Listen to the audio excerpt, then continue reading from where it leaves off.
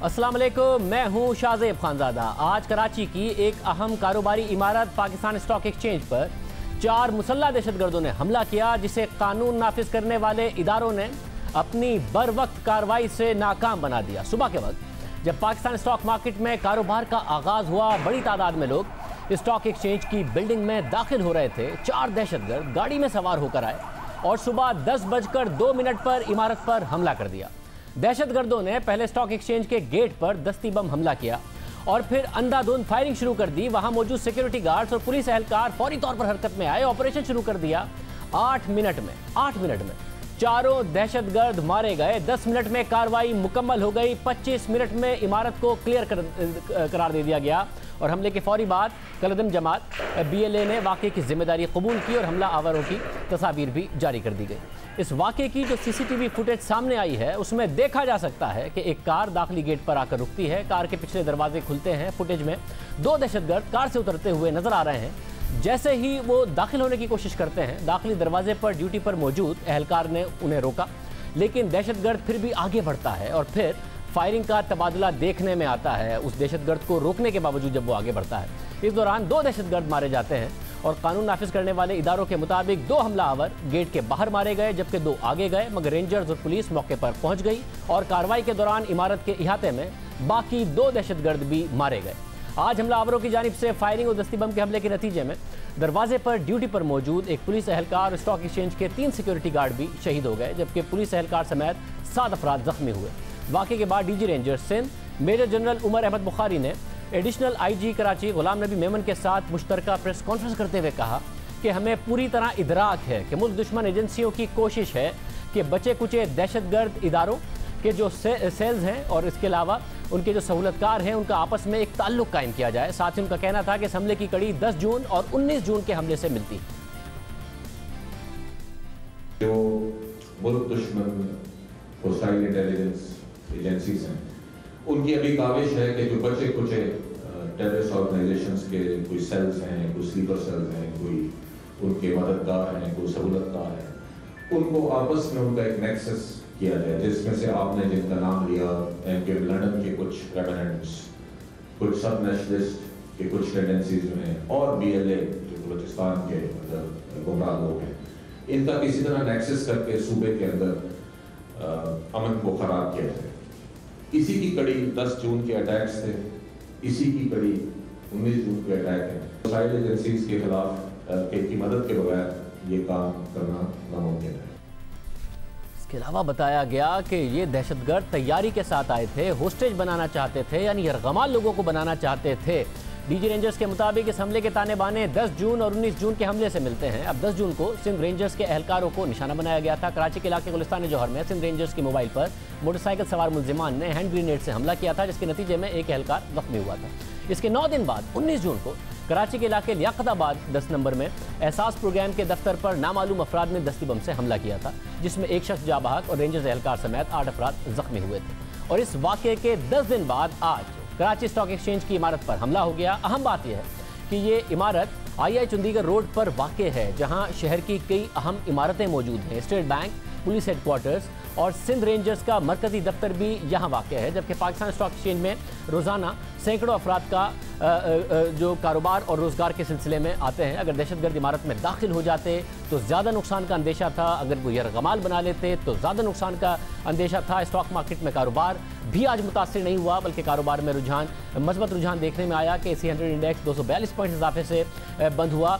दूसरी तरफ Pakistan stock exchange पर दहशतगर्द हमले की चीन ने भी मजम्मत की है। वजारत खारजा के बयान के मुताबिक चीन दहशतगर्दी के खिलाफ पाकिस्तान की जंग की पुरजोर हिमायत करता है और पाकिस्तान की कौमी सलामती इस्तेहकाम के लिए कोशिशों की भी हिमायत करता है। आज की कार्रवाई के हवाले से हम बात करेंगे। हमारे साथ एडिशनल IG कराची गुलाम नबी मेमन साहब मौजूद हैं। गुलाम नबी मेमन साहब, बहुत शुक्रिया। आज आपने प्रेस कॉन्फ्रेंस भी की। ज़ाहिर है बहुत ज़्यादा खराज तहसीन की मुस्तहिक है police force, security guards, security इदारे, रेंजर्स, जिनकी तरफ से बर वक्त कार्रवाई की गई। पुलिस एहलकार शहीद हुए, सिक्योरिटी गार्ड शहीद हुए, कौम पर एहसान है उनका। बताइएगा क्या इंटेलिजेंस इतलात थी इस हवाले से जो कार्रवाई आज हुई है? क्या इस हवाले से इंटेलिजेंस इतलात पहले से मौजूद थी? अजय भाई, थैंक यू, आपने इसको अप्रिशिएट किया हमारे इस एक्शन को। इनफैक्ट ये जो सिक्योरिटी का सेटअप है इसमें लॉ इन्फोर्सिंग एजेंसीज़ भी और जो इंटेलिजेंस एजेंसीज़ हैं ये मिल के काम करती हैं। नेचुरली ये एक ऐसी चीज़ है जो हर कोई अभी मतलब इससे वाकिफ़ है कि हमारे स्टेट को सिक्योरिटी थ्रेट है।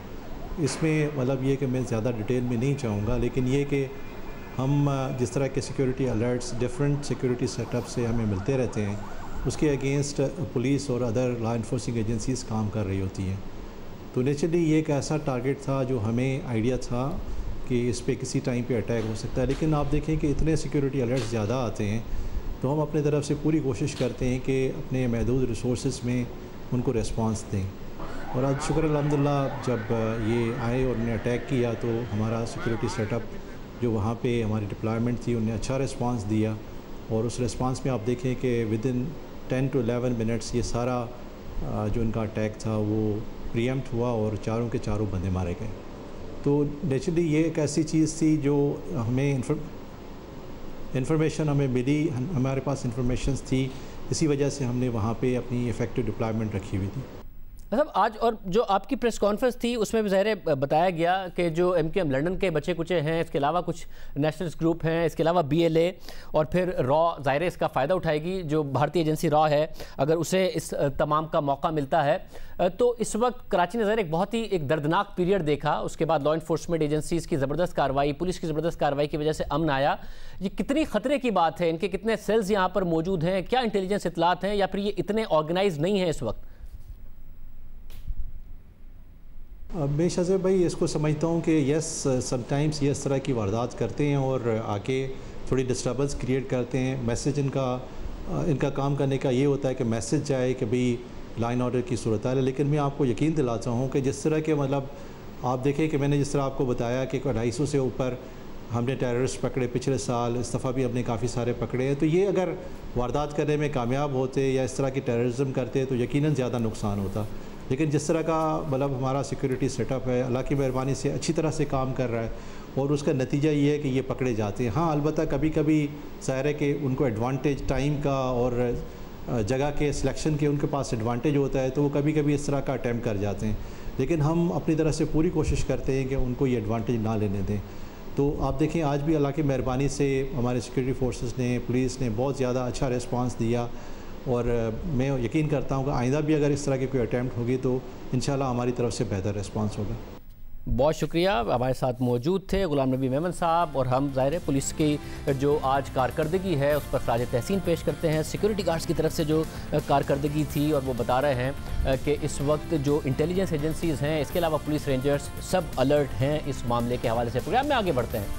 अपोजिशन की मुखालफत और इत्तेहादियों की नाराज़गी के बावजूद हुकूमत ने आसानी से बजट मंजूर करा लिया, जबकि आइंदा माली साल के वफाकी बजट के लिए अपोजिशन की जानिब से तजवीज़ की गई तमाम तरामीम को भी मुस्तरद कर दिया गया। बजट की मंजूरी के लिए बुलाए गए इजलास में वज़ीर आज़म इमरान खान भी मौजूद थे। इजलास के दौरान अपोजिशन रहनुमा और हुकूमती वज़रा में गर्मा गर्मी हुई। पीपल्स पार्टी के चेयरमैन बिलावल भुट्टो ने वज़ीर आज़म की पॉलिसियों को तनकीद का निशाना बनाया।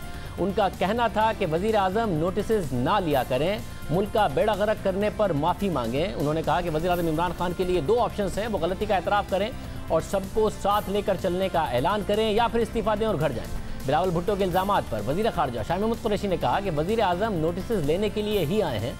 नून लीग के रहनुमा ख्वाजा आसिफ और वफाकी वज़ीर science and technology Fawad Chaudhry में भी गर्मा गर्मी हुई। अहम बात यह है कि हुकूमत की इत्तेहादी काफ लीग ने नाराज़गी के बावजूद बजट की मंजूरी में हुकूमत का साथ दिया। हालांकि गुज़िश्ता रात वज़ीर आज़म की जानिब से हुकूमती और इत्तेहादी अरकान असेंबली के एजाज़ में दिए गए अशाइये में काफ लीग और जो मैंगल ग्रुप है उन्होंने शिरकत नहीं की थी, BNP मैंगल ने शिरकत नहीं की थी, मगर उन की तरफ से कहा गया था हम बजट को वोट दे देंगे, और बजट को वोट दिया भी गया। हमारे साथ एहसन इकबाल साहब मौजूद होंगे, सेक्रेटरी जनरल मुस्लिम लीग नून, क्योंकि वज़ीर आज़म की तरफ से कहा गया कल इशाइये से खिताब करते हुए कि रोज़ सुबह खबर मिलती है कि मैं आज जा रहा हूँ, कल जा रहा हूँ, लेकिन मेरे सिवा कोई चॉइस नहीं है। तो ये नून लीग और दूसरी जमातें बयानात जितने भी दें, हुकूमत मजबूत नज़र आती है। हमारे साथ एहसन इकबाल साहब मौजूद हैं, सेक्रेटरी जनरल नून लीग। एहसन इकबाल साहब बहुत शुक्रिया। एहसन इकबाल साहब, बजट भी पास हो गया और आसानी के साथ पास हो गया, वज़ीर आज़म भी कंफर्टेबल पोजीशन में नज़र आते हैं, इत्तेहादी नाराज़ भी हों उसके बावजूद भी इत्तेहादियों ने आंखें दिखाई भी, मगर बजट मंजूर कराने में आंखें बिछाई भी। आप लोग कुछ नहीं कर सके, हुकूमत मजबूत है।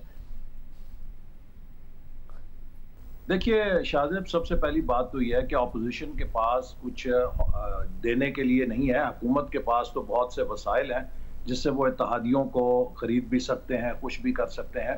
आपने देखा कि इत्तेहादियों ने आंखें ज़रूर दिखाई, लेकिन जब वोट डालने का वक्त आया तो सब ने हुकूमत के साथ वोट डाला।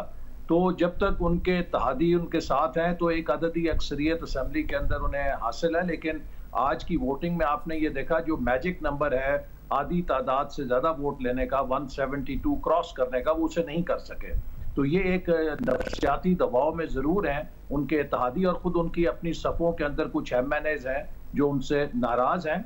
लेकिन जब तक ये इत्तेहादी उनके साथ शामिल रहेंगे वोटिंग के अंदर, यकीनन उनको एक अददी बरतरी रहेगी और अपोजिशन के पास ये ऑप्शन नहीं है कि वो ज़बरदस्ती इत्तेहादियों को तोड़ सके। मतलब ज़ाहिर है इत्तेहादियों को ये भी पता है ना कि ऑपोजिशन के पास कोई ऑप्शन नहीं है, और वजीर आजम को भी पता है कि ऑपोजिशन के पास कोई ऑप्शन नहीं है कि इत्तेहादियों को तोड़ें, इसलिए मेरे इत्तेहादियों के पास भी कोई ऑप्शन नहीं है, इसलिए वो बहुत ज़्यादा कॉन्फिडेंट हैं और वो बाकायदा कह रहे हैं कि हमारा कोई मुतबादिल नहीं है, हमारे अलावा कोई चॉइस नहीं है। उन्हें ये सारी बातें पता हैं, ग्राउंड रियलिटीज़ पता है कि ऑपोजिशन के बस की कोई बात नहीं है कि वो मेरे खिलाफ मेरे इत्तेहादियों को इकट्ठा करके मेरी हुकूमत गिरा सके, उन्हें अच्छे से पता है।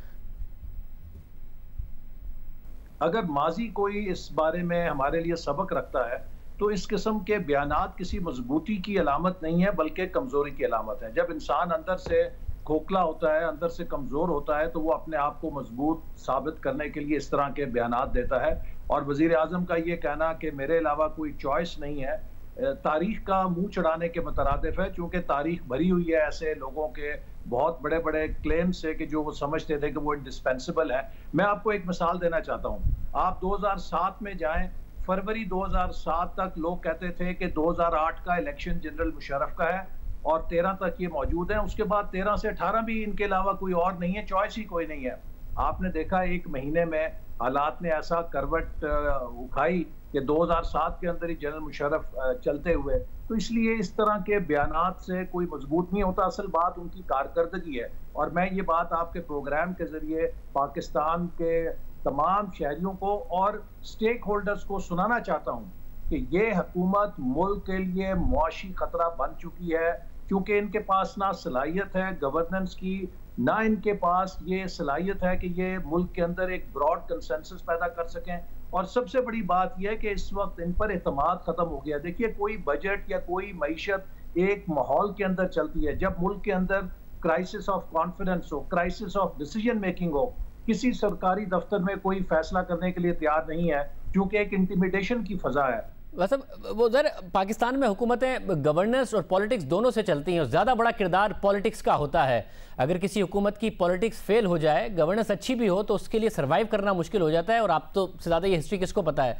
क्या ये दुरुस्त नहीं कि वज़ीर आज़म को पता है कि मेरी अगर गवर्नेंस कमज़ोर भी है तो ऑपोजिशन एक ऑल्टरनेट इसलिए नहीं है क्योंकि उनकी पॉलिटिक्स फेल्ड है? शहबाज शरीफ साहब ने जितनी भी कोशिश कर ली, एक पॉलिटिकल ऑल्टरनेटिव नहीं है आप। अगर एक गवर्नेंस का ऑल्टरनेटिव हो भी नून लीग, तो पॉलिटिकल ऑल्टरनेटिव नहीं है। और ये कोई बहुत अच्छी बात नहीं है पाकिस्तान के सिनेरियो में, एक अनफॉर्चुनेट बात है पाकिस्तान की हिस्ट्री को देखते हुए, मगर आपकी सियासत नाकाम है जिसकी वजह से आप एक ऑल्टरनेट नहीं है।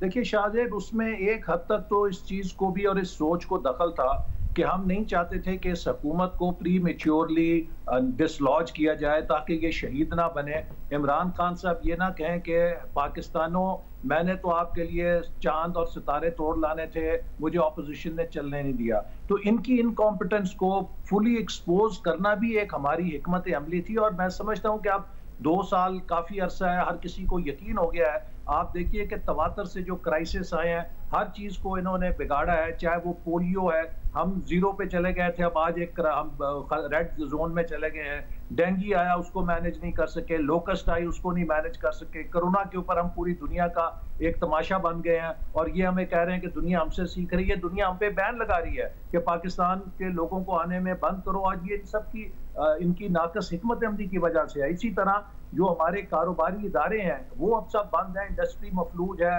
ताजिर परेशान है, छोटा कारोबारी परेशान है। अभी इन्होंने जो पेट्रोलियम के ऊपर झटका लगाया है, इसका जो एक वेव आएगी महंगाई की, बिजली महंगी होगी, गैस महंगी होगी, ट्रांसपोर्टेशन महंगी होगी, आप देखिएगा कि यहाँ पे हशर और गदर क्या मिचेगा। तो अपोजिशन के लिए ये भी जरूरी था कि इनको एक हद तक एक्सपोज किया जाए, ताकि जो ये दावे करके आए थे जी 20 साल से हम तैयारी कर रहे हैं, हमारे पास तो बड़ी ड्रीम टीम है, हमारे तो जी थिंक टैंक बैठे हुए हैं। अगर उन थिंक टैंक्स ने और 18-18 घंटे वजीर आजम साहब के काम करने से ये नतीजा निकला है, तो मैं समझता हूँ वजीर आजम साहब को छुट्टी लेके कि चले जाएं, शायद उससे फिर हालात बेहतर हो जाए। मगर ऐसे मतलब ये एज ए स्ट्रैटेजी तो नहीं किया आपने, एज ए ऑप्शन नहीं है आपके पास कोई, जो आपकी पार्टी की अपनी हालत है, जो दूसरी जमातों की हालत है, अपोजिशन के इत्तेहाद की हालत है, एज एन ऑप्शन तो आपने नहीं किया कि जी हमने इनको काम करने दिया ताकि ये फेल हो और आवाम को हकीकत नजर आए। आपके पास कोई ऑप्शन नहीं था।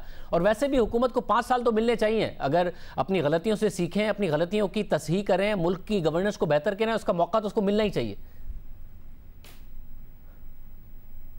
देखिए, हम ये जरूर चाहते हैं कि ये हुकूमत किसी भी तौर पे शहीद ना बने, मजलूम ना बने, ये मुकम्मल एक्सपोज होकर जाए ताकि पाकिस्तान की सियासत से ये जो झूठ और धोखे के ऊपर बुनियाद रखी थी ये खत्म हो। लेकिन इसके साथ मैं ये जरूर कहूंगा कि ये भी एक बहुत बड़ा खतरा है कि जितनी देर ये रहेंगे, जितनी ये मिस गवर्नेंस जारी रहेगी, हमारा क्राइसिस जितना डीप होता जा रहा है, खुदा ना खास्ता 1 साल बाद ये हालत ना हो कि कोई ये हुकूमत संभालने के लिए तैयार ना हो। आपको कुर्बानी के बकरे तलाश करने पड़े कि कौन है जो आके कुर्बानी का बकरा बनेगा, लोगों के पत्थर भी खाएगा और मुल्क को ठीक करने की कोशिश करेगा। बहुत शुक्रिया। हसन इकबाल साहब हमारे साथ मौजूद थे। ब्रेक के बाद बात होगी कि हुकूमत ने एक शानदार मौका ज़ाया किया है, उस शानदार मौके की बात करेंगे ब्रेक के बाद।